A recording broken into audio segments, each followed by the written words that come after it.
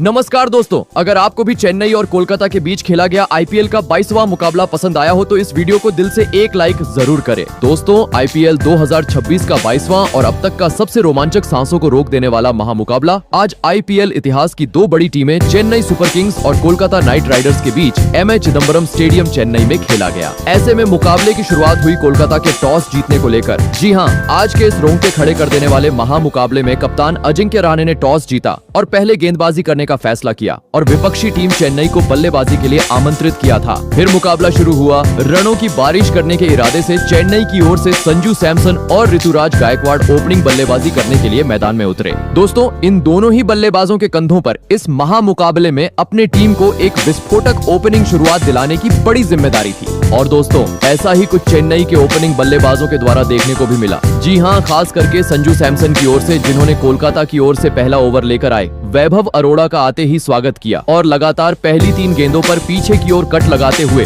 3 जोरदार चौकों के साथ अपनी पारी का आगाज कर डाला और इसके बाद बची हुई गेंदों पर स्ट्राइक रोटेट करते हुए इस पहले ओवर को पूरी तरीके से अपने नाम किया। बता दूं, संजू सैमसन के 3 तेज तर्रार चौकों के चलते इस पहले ही ओवर में चेन्नई ने 14 रन बटोरे। दोस्तों, पहले ओवर में संजू ने 3 चौकों के साथ अपनी पारी का आगाज कर दिया था, तो अब बारी थी उनके साथ निभा रहे चेन्नई के कप्तान ऋतुराज गायकवाड़ की। जी हाँ, संजू सैमसन के बाद दूसरे ओवर में गायकवाड़ ने अपना हाथ खोला और कोलकाता की ओर से गेंदबाजी पर आए कैमरन ग्रीन के खिलाफ ओवर की दूसरी गेंद पर पीछे की ओर गेंद को भेजते हुए एक खूबसूरत चौका अपने खाते में जोड़ लिया। परंतु बता दूं, इस चौके के बाद गेंदबाजी कर रहे कैमरन ग्रीन की वापसी इस ओवर में देखने को मिली, जिन्होंने अपनी लाइन और लेंथ में बदलाव किया और बची हुई गेंदों पर महज स्ट्राइक रोटेट करने का मौका चेन्नई के ओपनिंग बल्लेबाजों को दिया। दोस्तों, देखा जाए तो पहले 2 ओवरों में ही अब एक बेहतरीन खेल के चलते एक धमाकेदार शुरुआत चेन्नई की टीम को मिल चुकी थी, क्योंकि पहली 12 गेंदों पर ही अब 24 रन दोनों ही बल्लेबाजों ने मिलकर स्कोर बोर्ड पर लगा दिए थे। इस कारण दोस्तों,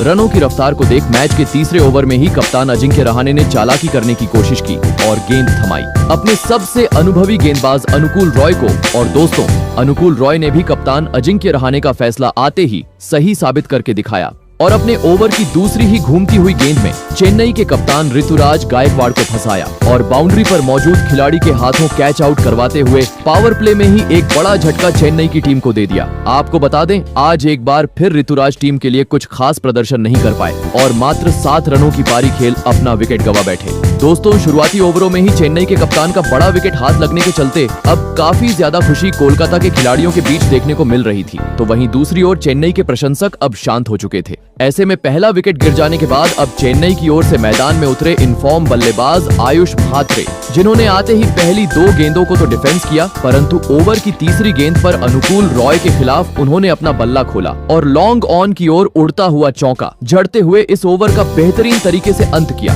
परंतु दोस्तों, मानो जैसे यह बस आयुष म्हात्रे की बल्लेबाजी का ट्रेलर था। जी हाँ, क्योंकि आयुष म्हात्रे का असली तूफान देखने को मिला। मैच के चौथे ओवर में जहां पर कोलकाता की ओर से गेंदबाजी पर आए कैमरन ग्रीन को काफी बेहतरीन तरीके से म्हात्रे ने अपने पाले में लिया और पहली 2 गेंदों को चौकों में तब्दील करने के बाद चौथी पटकी हुई गेंद को सीधे दर्शक दीर्घा में पहुंचा दिया, तो वहीं इसके बाद ओवर का अंत भी एक गगनचुंबी छक्के के साथ किया। बता दूं, आयुष म्हात्रे ने अपनी धमाकेदार बल्लेबाजी के दम पर इस ओवर में कुल मिलाकर 21 रन बटोरे और दोस्तों, कहते हैं ना कि खरबूजे को देखकर खरबूजा रंग बदलता है, और ऐसा ही कुछ आयुष म्हात्रे का साथ निभा रहे संजू सैमसन की ओर से देखने को मिला, जिन्होंने मैच के अगले यानी 5वें ओवर में गेंदबाजी पर आए अनुकूल रॉय का आते ही स्वागत किया और सामने की ओर बल्ले का मुंह मोड़ते हुए अंपायर के सर के ऊपर से अपनी पारी का चमचमाता हुआ पहला छक्का जड़ दिया और इसके बाद इक्का दुक्का रन बटोरते हुए इस ओवर को भी चेन्नई के हित में कर डाला। दोस्तों, देखा जाए तो अब तक हुए पहले 5 ओवरों में विकेट गिर जाने के बावजूद चेन्नई के बल्लेबाजों का बोलबाला मैदान पर देखने को मिला था।